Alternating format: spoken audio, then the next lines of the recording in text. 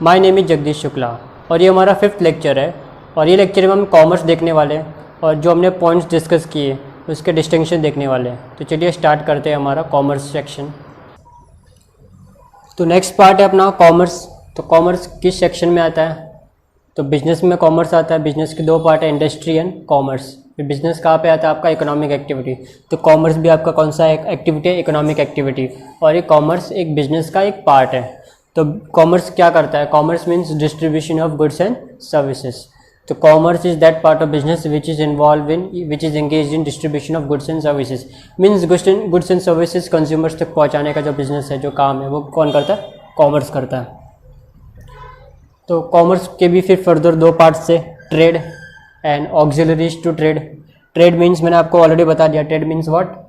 Buying and selling of goods and services. Goods खरीदना और बेचना।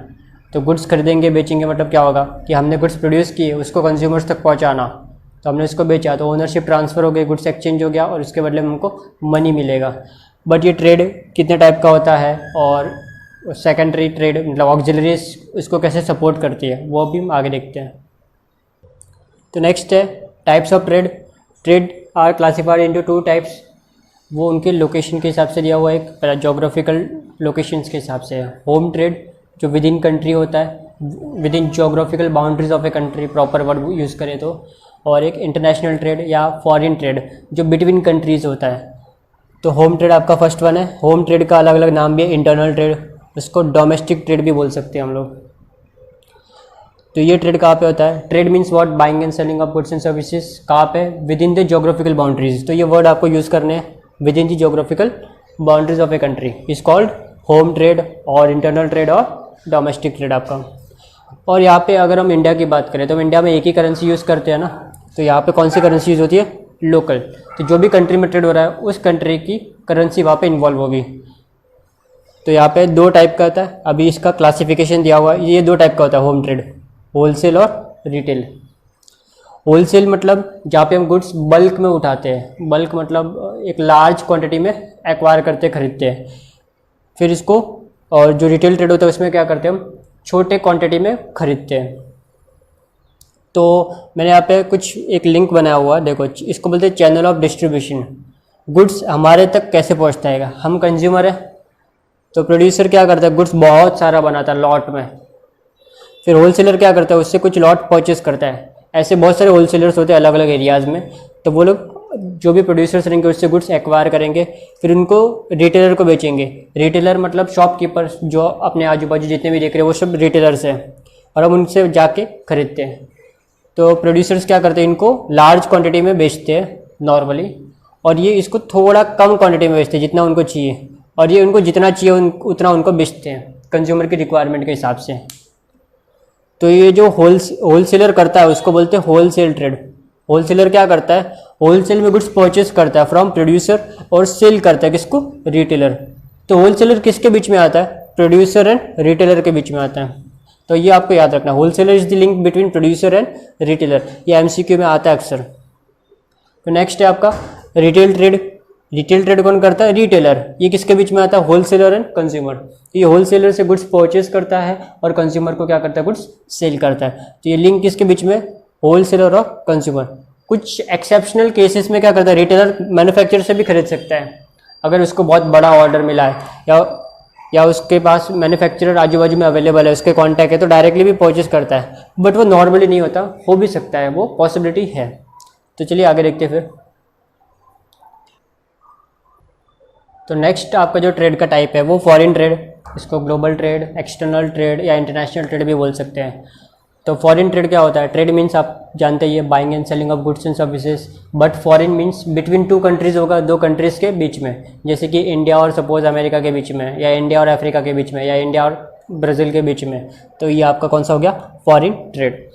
सिंस इसमें 2 कंट्रीज़ इन्वॉल्व होती है या मोर देन 2 कंट्रीज़ इन्वॉल्व होती है, तो यहाँ पे करेंसीज भी क्या होगी? डिफरेंट होगी। अगर हम अमेरिका के साथ डील करेंगे तो अगर हमने अमेरिका को गुड्स बेचा तो अमेरिका से अपने को डॉलर मिलेगा ना, तो यहाँ पे अपने का क्या होगा? डिफरेंट करेंसीज इन्वॉल्व होगी। डोमेस्टिक ट्रेड में एक ही करेंसी होगी, बट इंटरनेशनल ट्रेड में कितनी करेंसीज होगी? मोर देन 1, एक से ज़्यादा। फिर इसके टाइप्स थे इम्पोर्ट, एक्सपोर्ट है, इंटरपोर्ट। इम्पोर्ट मीन्स गुड्स खरीदना। जब हम दूसरी कंट्री से गुड्स परचेज करते हैं तो इसको बोलते हैं इम्पोर्ट, इसको आयात बोलते हैं हिंदी में। वैसे ही सेम एक्सपोर्ट, किसी कंट्री को बेचना, निर्यात करना। हमने किसी और कंट्री को गुड्स बेचा तो ये क्या हो गया हमारा एक्सपोर्ट। इम्पोर्ट में हमारे पास गुड्स आता है बाहर की कंट्री से, जैसे कि इंडिया ने गुड्स सपोज़ अमेरिका से परचेज किया तो ये हमारे लिए इम्पोर्ट है। इंडिया ने गुड्स सपोज़ चाइना को बेचा तो ये हमारे लिए क्या है, एक्सपोर्ट है। फिर एंटरपोर्ट क्या होता है, एंटरपोर्ट को री एक्सपोर्ट भी बोलते हैं कुछ लोग, इसको क्या बोलते हैं, री एक्सपोर्ट। मीन्स यहाँ पे क्या करती है, एक कंट्री दूसरी कंट्री से गुड्स परचेज करती है, फिर इसको प्रोसेस करके या कुछ में चेंजेस करके फिर किसी और कंट्री को बेच देती है सेम गुड्स। एग्जांपल जैसे कि इंडिया ने सपोज़ ये अफ्रीका से कोई गुड्स परचेस किया, फिर इसको प्रोसेस करके सपोज़ पाकिस्तान को बेच दिया, तो हमने क्या किया, पहला परचेस किया। तो यहाँ पे दो चीज़ होगी, इंपोर्ट होगा पहला, फिर कुछ चेंजेस होगा, फिर क्या कर देंगे, एक्सपोर्ट। तो इंपोर्ट भी हुआ, एक्सपोर्ट भी हुआ, तो इसको क्या बोलते हैं, कॉम्बिनेशन है दोनों का, इंपोर्ट और एक्सपोर्ट का। तो यहाँ पे दोनों चीज़ होती है एक साथ। आगे बढ़ते हैं, तो नेक्स्ट है ऑक्सिलरीज टू ट्रेड और एड्स टू ट्रेड। ये कॉमर्स का सेकंड पार्ट है। कॉमर्स के दो पार्ट्स है, first one trade and second one auxiliaries to trade. It is also known as aids to trade. Aid मतलब होता है हेल्प, ये ट्रेड को क्या करते हैं, हेल्प करते हैं। ट्रेड इनके बिना पॉसिबल नहीं होता, तो ये क्या करते हैं, ट्रेड को बेसिकली सपोर्ट करते हैं, असिस्ट करते हैं। ये सपोर्टिंग सर्विसेज ट्रेड को प्रोवाइड करते हैं। तो जितनी भी सर्विसेज होती है ना वो इसमें आ जाती है। तो ये फैसिलिटेट करते हैं smooth flow of goods from manufacturing centres to distribution centres, मतलब गुड्स कस्टमर तक पहुंचाना में ये हेल्प करते हैं। ये क्या करते हैं, रिमूव करते हैं हिंड्रेंसेस। हिंड्रेंसेस मतलब जो प्रॉब्लम्स आती है, जो डिफ़िकल्टीज आती है, उनको रिमूव करते हैं गुड्स तक, कंज्यूमर तक पहुंचाने में। तो इसके कुछ एग्जांपल्स है, हम लोग देखते हैं। तो अभी हम डिस्कस करते हैं ऑक्सिलरीज टू ट्रेड और एड्स टू ट्रेड। तो फर्स्ट एग्जांपल है अपना ट्रांसपोर्ट। ट्रांसपोर्ट के बारे में आप लोग जानते हो, ट्रांसपोर्ट क्या करता है, मूवमेंट करता है गुड्स एंड ये मैन का, पैसेंजर्स का। तो जैसे कि हम भी ऑफिस जाना रहेगा तो ट्रांसपोर्ट के थ्रू जाते हैं, गुड्स को कहीं एक जगह से दूसरी जगह भेजना रहेगा तो ट्रांसपोर्ट हेल्पफुल होता है। अभी ट्रांसपोर्ट इतना इंपॉर्टेंट क्यों है, इसके बिना क्यों ट्रेड पॉसिबल नहीं है। सपोज़ हम इंडिया में रहते हैं और कंपनी सपोज़ अमेरिका में है और हमें उससे गुड्स चाहिए, तो ये ट्रांसपोर्ट नहीं होगा तो गुड्स अमेरिका से इंडिया कैसे आएगा, वो पॉसिबल नहीं है। कोई तैर के तो जा नहीं सकता इतना दूर, या चल के तो नहीं जा सकता। तो ट्रांसपोर्ट होगा तो ही गुड्स हमारे पास आएगा, क्योंकि गुड्स का जो प्रोडक्शन होता है ना वो सेंट्रलाइज्ड होता है, और जो कंजप्शन होता है ना वो कंज्यूमर्स का स्कैटर्ड है, बिखरे हुए हर जगह है। तो हर एक कस्टमर तक गुड्स पहुंचाना वो पॉसिबल नहीं होता, ट्रांसपोर्ट नहीं होता। तो ट्रांसपोर्ट एक यूटिलिटी क्रिएट करता है, आप याद रखो इसको। ट्रांसपोर्ट करता है, प्लेस यूटिलिटी क्रिएट करता है। मे भी वो लोग पूछ सकते हैं एग्जाम में, कहीं ना कहीं ये क्वेश्चन आ जाता है कि transport creates dash utility.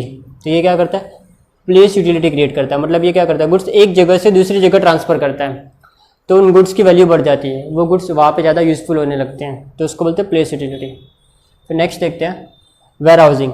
Where housing का मतलब सिंपली होता है गोडाउन, जहाँ पे हम गुड्स क्या करते हैं, पर्टिकुलर पीरियड के लिए स्टोर कर देते हैं। तो ये जो काम करता है वो वेयर हाउसिंग करता है। अभी बिजनेस को ट्रेड के लिए वेयर हाउस की ज़रूरत क्यों पड़ती है। अभी जैसे कि बहुत सारे जो बिजनेसेस होते हैं वो सीजनल्स होते हैं, बट उनका जो प्रोडक्शन साल भर चलता है। जैसे कि अम्ब्रेला की बात करते हैं हम लोग, तो अम्ब्रेला चाहिए तो रेनी सीजन में, बट उनका प्रोडक्शन साल भर चलता है। क्यों, क्योंकि एक साथ डिमांड होने वाली है, और जब रेनी सीजन आएगी तब बनाने बैठेंगे तो कंज्यूमर्स को बेचेंगे कब। तो उनका प्रोडक्शन क्या होता है, एंटिसिपेशन, डिमांड का एंटिसिपेशन के हिसाब से उनको प्रोड्यूस कर लेते हैं हम, उनको स्टॉक कर लेते हैं, फिर बाद में इसको डिस्ट्रीब्यूट करते हैं। तो फूड ग्रेन्स हो गए, फिर अम्ब्रेलाज हो गए, क्रैकर्स हो गए, तो ऐसे बहुत सारे गुड्स हैं, उनको हम क्या करते हैं, स्टॉक कर देते हैं। तो जो प्रोडक्शन और कंजम्पशन के बीच का जो गैप है वो ये फिल करता है। तो मैंने यहाँ पे कुछ वर्ड्स अंडरलाइन किए। यहाँ पे इनडिस्पेंसिबल है, मतलब यहाँ पे वो इनसेपरेबल पार्ट है, इंपॉर्टेंट पार्ट है यहाँ पे। तो यहाँ पे कंटिन्यूस सप्लाई गुड्स का रहता है। और एक इम्पॉर्टेंट है, ये प्राइस को मेंटेन करता है। प्राइस को क्या करता है, एक रीजनेबल लेवल पे मेंटेन करता है वेयर हाउसिंग।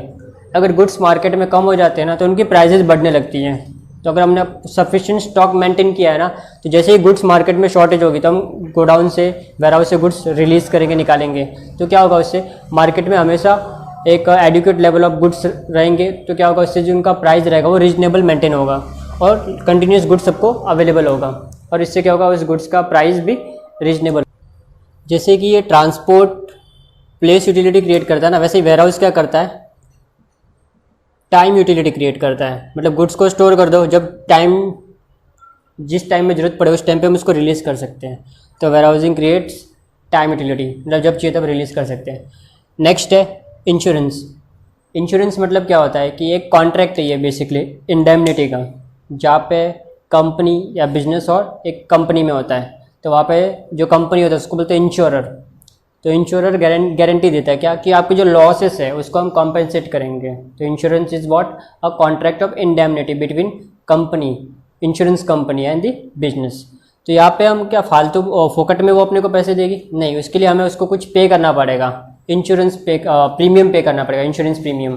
तो हम इसको एक रेगुलरली हर साल नॉर्मल इनका प्रीमियम होता है, वो जो भी प्रीमियम होगा पॉलिसीज़ के हिसाब से अपने को प्रीमियम पे करना पड़ेगा। तो वो प्रीमियम जैसे हम पे करेंगे तो वो अपने को एक पॉलिसी देंगे, कॉन्ट्रैक्ट।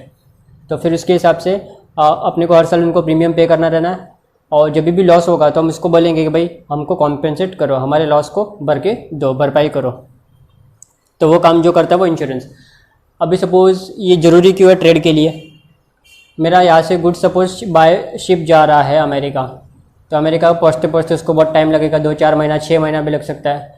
तो सपोज़ गुड्स का कीमत है 100 lakhs या 100 crores ले लो, चलो 100 crores का गुड जा रहा है मेरा बाय शिप। अगर सपोज़ कुछ ऐसा हो गया इंसिडेंस और शिप डूब गई हो तो मेरा 100 crores का लॉस हो जाएगा ना। तो भी लॉस को मैं क्या करूँगा, इंश्योर करूँगा ना, इंश्योरेंस कंपनी के पास जाऊँगा, उसको प्रीमियम पे करूँगा। सपोज जो भी रहेगा अमाउंट, सपोज़ कंपनी ने बोला 10 करोड़ आपको पे करना पड़ेगा, सपोज़ एग्जांपल के लिए, वो डिफरेंट होगा अमाउंट जो भी होगा। तो कंपनी ने बोला आपको 10 करोड़ रुपया पे करना पड़ेगा, रिस्क बहुत ज़्यादा है इसके लिए। अगर रिस्क ज़्यादा होगा तो प्रीमियम ज़्यादा होगा, रिस्क कम होगा तो प्रीमियम कम होगा। तो सपोज़ अगर बाई चांस शिप अगर डूब भी गई तो मेरे को कितना, खाली 10 करोड़ मेरे जेब से जाएगा, 100 करोड़ फिर पूरा कंपनी देगी मेरे को, पूरा का पूरा कंपनी कॉम्पेंसेट करेगी अगर पॉलिसी लिया तो इसके लिए बिजनेस को ना थोड़ा प्रोटेक्शन देता है, पूरा प्रोटेक्शन नहीं देता। अभी सारे रिस्क का इंश्योरेंस निकालना पॉसिबल नहीं होता। जैसे कि लोगों की अभी डिमांड है, लोगों के टेस्ट चेंज होते हैं, लोगों की डिमांड चेंज हो गई है, फैशन चेंज हो गया, उन सब का इंश्योरेंस नहीं निकलता। तो वो कुछ एक इंश्योरेबल रिस्क होता है, एक होता है अनइंश्योरेबल रिस्क है। तो वो सब क्या है, अनइंश्योरेबल रिस्क है। तो यहाँ पे वही दिया देखो, risk can not be avoided but completely, can not be avoided completely but can be minimise कर सकते हैं, उसको कम कर सकते हैं बाय टेकिंग इंश्योरेंस पॉलिसीज लेके हम अपने रिस्क को थोड़ा कम कर सकते हैं। चलिए नेक्स्ट देखते हैं। तो नेक्स्ट एड्स टू ट्रेड में आपका बैंकिंग के बारे में आप काफ़ी कुछ जानते होंगे। तो बैंकिंग क्यों इम्पोर्टेंट है, बैंकिंग के दो मेन काम होते हैं, दो मेन फंक्शंस हैं। क्या, एक तो लोगों से डिपॉजिट्स लेना और लोन देना, ये दो काम करती है वो। लोगों से पैसे लेती है इन दी फॉर्म ऑफ अपने अकाउंट से करेगा, सेविंग है, करंट है, रिकरिंग डिपॉजिट है, फिक्स्ड डिपॉजिट है, और फिर बाद में उसको लोन्स देना बिजनेसमैन को जिसको चाहिए, personal loan, car loan, home loan, जो भी चाहिए। तो ये बैंक का मेन काम है। तो अभी बिजनेस करने के लिए अभी अपने को पैसों की फाइनेंस की ज़रूरत है। बिना फाइनेंस के आप कोई भी बिजनेस रन नहीं कर सकते। तो फाइनेंस के लिए आप बैंक के पास अप्रोच कर सकते हो, तो बैंक आपको लोन प्रोवाइड करेगा बिजनेस करने के लिए, रन करने के लिए। फिर दूसरी बात, आपको वर्किंग कैपिटल चाहिए या एसेट परचेज करना, उसके लिए लोन चाहिए, वो भी बैंक आपको दे देगा। इसके अलावा बैंक बहुत सारी फैसिलिटी भी देता है। आप बैंक में अकाउंट मेंटेन कर सकते हो, सारा आपका जो कैश आएगा वो सब बैंक में रख सकते हो। तो आपको बहुत सारा हैवी जो बैलेंस है घर पे या ऑफिस में मेंटेन करने की ज़रूरत नहीं है, वहाँ पे चोरी होने का कोई डर नहीं रहेगा आपका। और बैंक इसके अलावा फैसिलिटी देती है, आपको किसी को पेमेंट करना है तो बहुत सारा कैश लेके जाने की ज़रूरत नहीं है, आप चेक से पे कर सकते हो, ऑनलाइन NEFT IMPS कर सकते हो, मतलब आप घर बैठे बैठे ऑनलाइन ट्रांजेक्शन्स भी कर सकते हो। तो ये बैंक्स के कुछ बेनिफिट्स भी हैं। तो बैंक्स अपने को क्या प्रोवाइड करते हैं, लोन्स देती है। ओवरड्राफ्ट भी एक टाइप का लोन ही होता है, इसके बारे में आगे हम पढ़ेंगे बहुत सी डिटेल में। फिलहाल मैं टेम्परेरी बता दूँ आपको। ओवरड्राफ्ट एक शॉर्ट टर्म लोन होता है जो करंट अकाउंट होल्डर को देती है, मतलब ये नॉर्मली 2-4 महीने का होता है या उससे भी कम पीरियड का हो सकता है। तो डेबिट कार्ड आप जानते ही हो, जो हमारे पास प्लास्टिक का कार्ड है वो। क्रेडिट कार्ड एक टाइप का ये भी लोन होता है जिसको हमें हर मंथली पे करना होता है। फिर ऑनलाइन ट्रांजेक्शन कर सकते हैं, अपना बिजनेस हम बिना किसी रुकावट के स्मूथली कर सकते हैं। फिर नेक्स्ट है एडवर्टाइजिंग। अभी एडवर्टाइजिंग की ज़रूरत क्यों ट्रेड के लिए, अगर ऐड नहीं करेंगे, हम अपने बिजनेस को प्रमोट नहीं करेंगे तो कंज्यूमर्स को पता कैसे चलेगा कि हम भी मार्केट में अपने गुड्स बेच रहे हैं।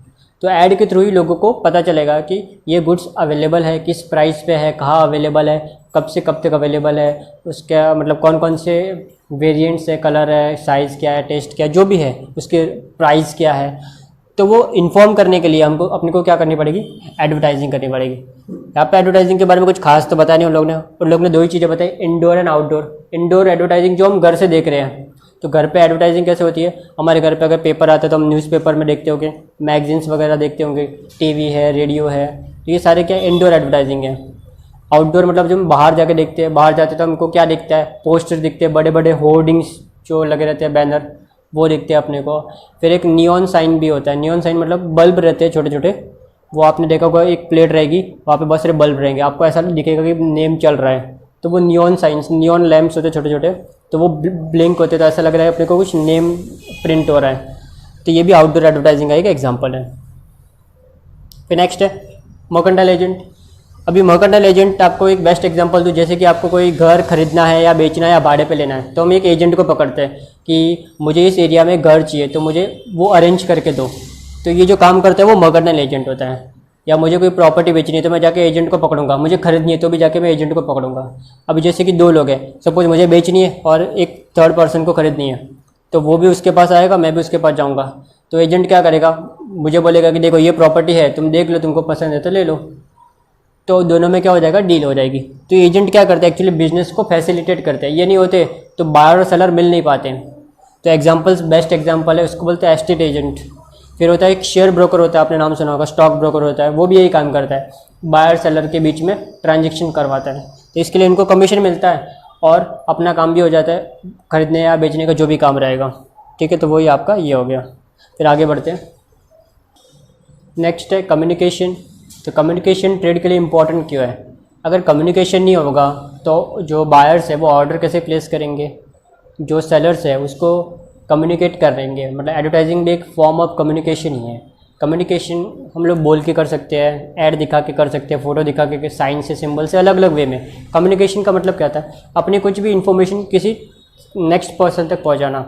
जो हम सोच रहे हैं सेम वे में उसको, जो भी इन्फॉर्मेशन हम कम्युनिकेट करना चाहते हैं वो उस तक पहुंचना, वो होता है कम्युनिकेशन। तो बाय वर्ड हो सकता है, जैसे कि मैं यहाँ पे वर्ड्स के थ्रू कम्युनिकेट कर रहा हूँ, कुछ लिख के कर सकते हैं, रिटर्न कम्युनिकेशन हो सकता है। तो ये कम्युनिकेशन के थ्रू ही सब बिजनेस पॉसिबल है।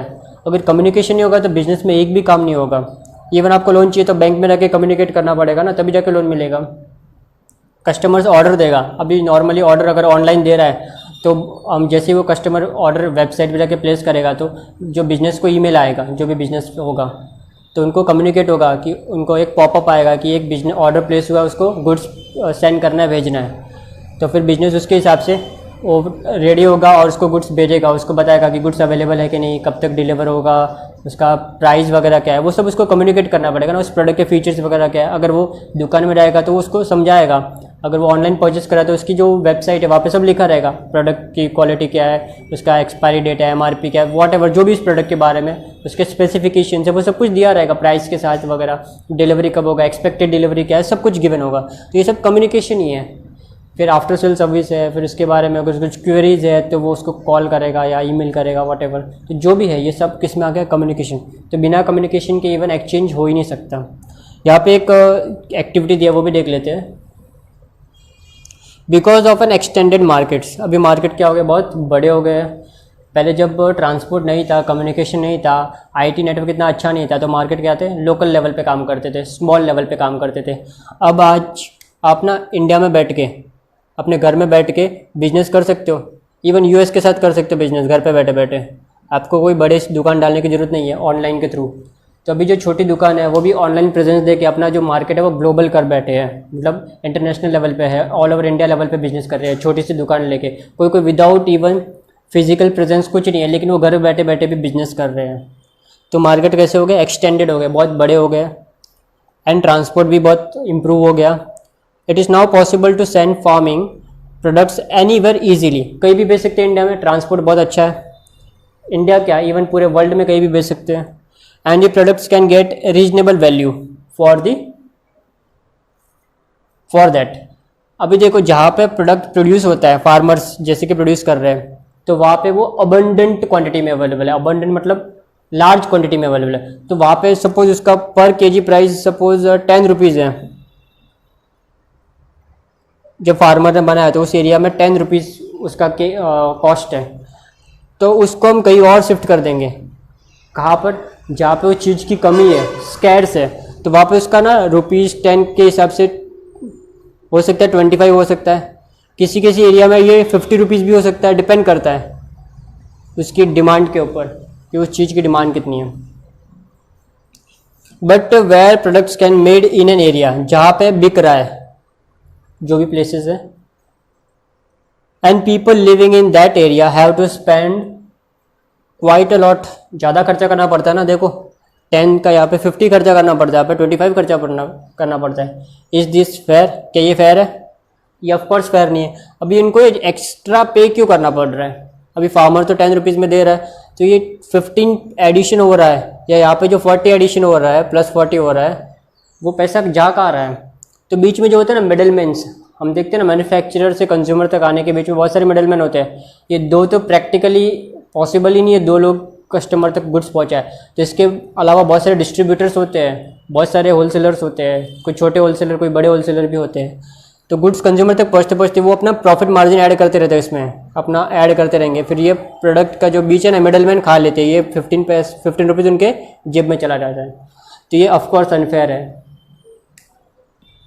तो हमारा जो कॉमर्स सेक्शन है वो कंप्लीट हो गया। अभी नेक्स्ट सेशन में डिस्टिंक्शन बाकी है और MCQs बाकी है, और थोड़ी बहुत समरी है ये चैप्टर की, उसके बाद ये चैप्टर कंप्लीट हो जाएगा। तो फिर मिलते हैं नेक्स्ट सेशन में।